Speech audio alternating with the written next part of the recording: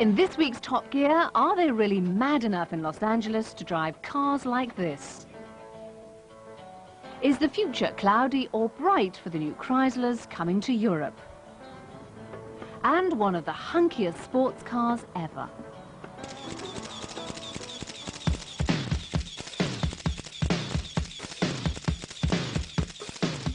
Oh, to be a model to earn loads of money and be loved by all. But for lasting appeal, looks aren't everything. Surely it's personality that counts. Maybe not, though, for Vauxhall's curvy new Tigra. Its photogenic catwalk style will probably make it more popular than the National Lottery, even if, heaven forbid, it drove like a bus. It's already been on Top Gear's motor show programme, and you may already have been down the Building Society to take out your life savings to place your order. But if you're still not quite sure about this little media darling, then there are a few details you might like to know. Number one, like all models, the Tigra has a best side. With lovely designs straight off the drawing board, it's from here and here. But venture around the back and it's a bit, well, podgy. Number two, although only different wheels and spotlights tell them apart, there are two Tigras. The hot 1.6 version, which costs £13,000, and the 1.4, which is a tempting £2,000 less. Well, it seems that less really is more. Although the 1.6 is a bit faster, and you get a sunroof and an alarm, essential in a car like this, we actually preferred the 1.4. So how can this be? Well, with 90 brake horsepower, it really is nearly as quick, but more importantly, it's lighter and more fun to drive. And you do get all the extras like the deadlocks, electric windows, driver's airbag and a security-conscious radio. All this and Group 8 insurance, which is 4 groups lower than the 1.6. With great build quality, all this adds up to a really good value package. I mean, you could niggle and say both are noisy on the motorway, but I must say, I rather like that sporty growl. Number three, you can only really fit 2 supermodels in your supermodel. There's just enough room for a 6-foot Naomi Campbell, but because the steering wheel doesn't adjust, it's not a very comfortable driving position. The seats aren't very comfortable and they're pretty thin too. Now, Vauxhall says that's to make getting in and out a lot easier, but I'm not so sure. The thing though that really annoys me is the never-ending struggle I seem to have with the seatbelt. In fact, the easiest way is to open the door. As for the rear, well, the price of all that style is virtually no room at all. The ski hatch is a nice idea, but even with the seats folded down, there isn't a vast luggage area. Number 4, with an aerodynamic shape and light weight, both models will top 30 miles to the gallon in town or 40 on a long journey. And with near hot hatch acceleration for the 1.6 dynamically, it all seems very good news. That is until you need to drive it hard, and that means working with this gearbox, which is rubbery and imprecise. It's exactly the same as in the Vauxhall Corsa, which, of course, is what the Tigra is based on. Otherwise, with the sharp steering, the handling and grip are fine, but you soon get the impression this car doesn't really suit the twisty country lanes. It's happier and much more fun in the hustle and bustle of a city. Number 5, everything we've mentioned is all very well, but how can you be bitchy about such a cute little thing? After all, not many cars get this much attention. And even the Honda Civic Coupe, its only real rival, looks pretty boring by comparison, even though it is a lot more fun to drive. For us, the Tigra 1.4 is the budget coupe to have, the striking supermodel without the tantrums. And even if beauty is only skin deep, frankly, who cares?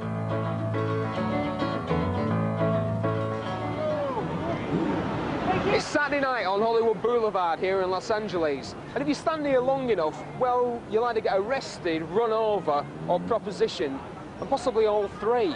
But you'll also see every size, shape and colour of car ever made.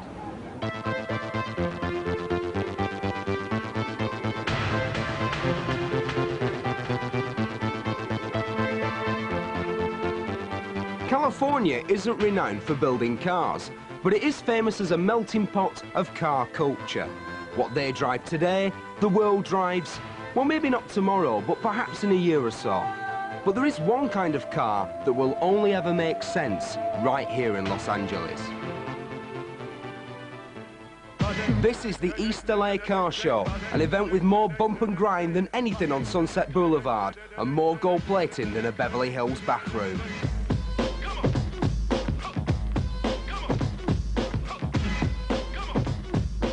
Over half of the population of Greater Los Angeles is of Hispanic descent. These people have their own clothes, their own music, their own language, and they have their own cars. They call them lowriders.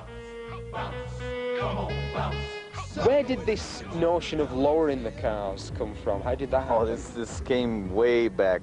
I would say early 50s to late 50s. What they used to do then was take the springs out of the cars. And they cut the middle part out of the spring, wouldn't they? Or would they just No, they just remove the springs. Just remove them totally? Remove the springs, yeah. What, and just run low tire pressure and... No, you get a smaller tire than what the car was equipped with. But they did remove the springs, and, you know, you had a really terrible ride. Yeah. I mean, things have gotten better since then. So do you just cruise? Yes, we cruise. We get together, we go to the park, we chauffeur in weddings. A lot of times we chauffeur in weddings. The people in the wedding party dress up the style, zoot suit style in the 40s. The girls dress up in the dresses they had at that style. Sometimes the dances, they use the type of music, I guess you would say jitterbug style. And basically they just try to relive the culture from back in the 30s and the 40s. Come the 60s, low and slow just wasn't enough. The stakes have been raised, and if you wanted to be the best in the barrio, you better come with great plating, great painting, and wheels like you just wouldn't believe. What does it mean to be a lowrider? Well, to me it means a lot. You know, I've been lowriding since I was 16. You know, I started off with a bike, and I ended up with, you know, I moved up, graduated, as they say. I graduated, you know, to this kind of car. I always wanted one. This was my dream. But what really makes a lowrider is what's hidden. A trunk full of batteries and hydraulic rams that enable the cars to jump. When a few lowriders get together, guess what? They love to show off, and then you've really got something worth checking out.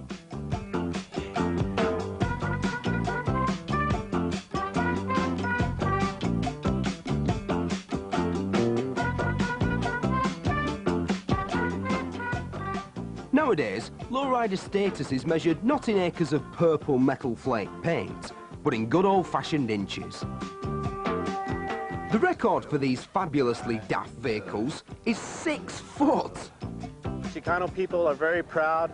We never really fully assimilated into the American mainstream. We are the indigenous people here, and it's really a cultural expression more than anything. And it's our uniqueness, and but like I said, in the last 10 years, it's really crossed over into other communities, be it the mainstream Anglo, Black, here in the United States, and primarily because everybody's finding out how cool lowriding really is. Most of the clubs out here, they don't pick by what race you are, just pick what your attitude's like and what kind of condition your car's in. Well, your car's in good condition, but it's fairly standard looking, isn't it? Yes. But it's the hydraulics that really make this truck what it is. So are you going to demonstrate those for me? Yes, I could. Right, good. Remote control is the latest toy for the lowrider boys. Up and down, back and forth, side to side. What's it for? Who cares? It's like the ultimate in safe sex, isn't it? Wandering around the show, I couldn't help thinking that these rather ordinary lads do spend an extraordinary amount of money on their cars.